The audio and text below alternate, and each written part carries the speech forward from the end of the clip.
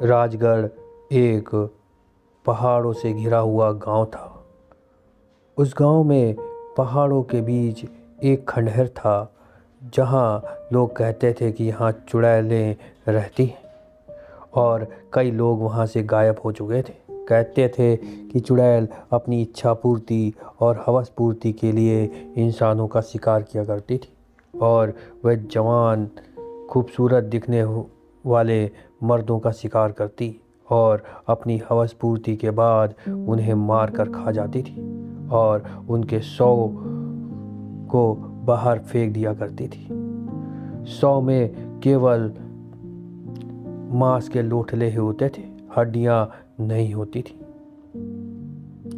कहते हैं कि एक बार गांव का एक लड़का बकरी और भैंस चराते हुए उस खंडहर के करीब जा पहुंचा। तब वहां पर एक बहुत ही सुंदर उसे स्त्री दिखाई दी। वह स्त्री पानी मांगने लगी। उस युवक ने अपने डोलची से उसको पानी दिया। उस स्त्री ने पानी पिया और उस युवक का हाथ पकड़कर अपनी जीभ से चाटने लगी।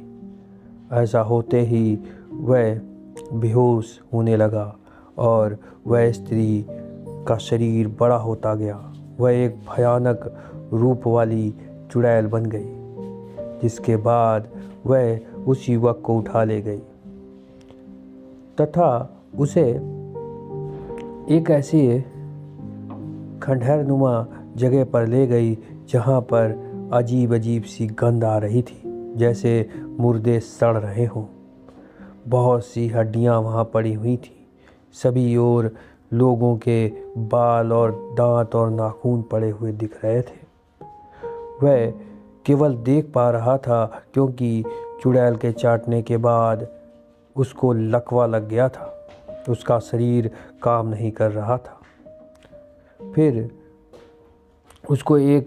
उसने हरे रंग का पीने के लिए जूस दिया, जो पेय पदार्थ अत्यंत कसीला और कड़वा था, और उसको पीने के बाद उसको होश आ गया था। और वह जब भागने की कोशिश करता तो चुड़ैल उसके ऊपर गुर्राने लगती, और रात में उसने उसको कुछ ऐसी चीज़ खिला दी जिससे वह मदहोश हो गया था, और लड़के ने उस चुड़ैल की इच्छा पूरी की।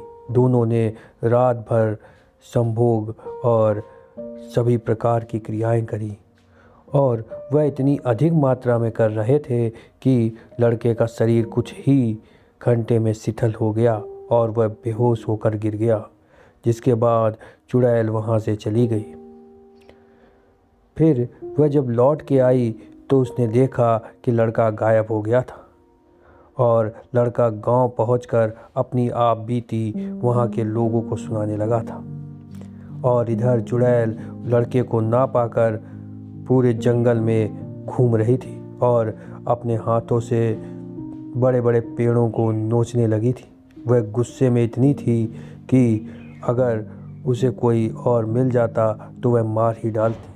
गुस्से में उसने ना जाने कितने जानवरों को फाड़ डाला। अगली कहानी में आप सुनेंगे कि किस प्रकार लड़का आगे बढ़ता है।